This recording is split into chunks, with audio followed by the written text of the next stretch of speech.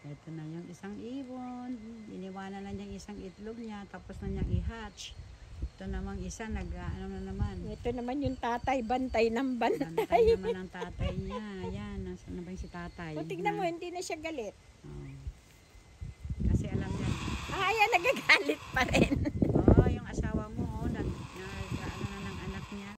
Nagagalit siya. Tinitignan lang. Ayan, naririnig niyo yung boses, yung ano niya, yung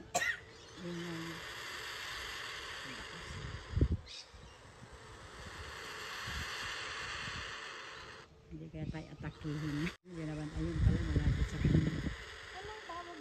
Anong tawag sa ibon na yan? Ayawan ko, ang haba ng legs niya, hindi ko rin alam eh. Ayan, kung malapit eh, baka bigla ka anuhin. Oo nga, ayan, nakahanda na eh. Yan, ang itlog na yan, yung kanyang inaano kanina, anong tawag doon?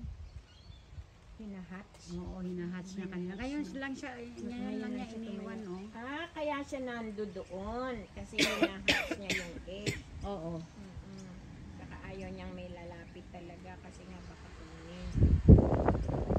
Ano naman ano dyan nilagay? Hindi dun sa tago. She's watching it. Yan ang nasa na itlog. Ayun, yung ano eh. Gagalit yan yung isa.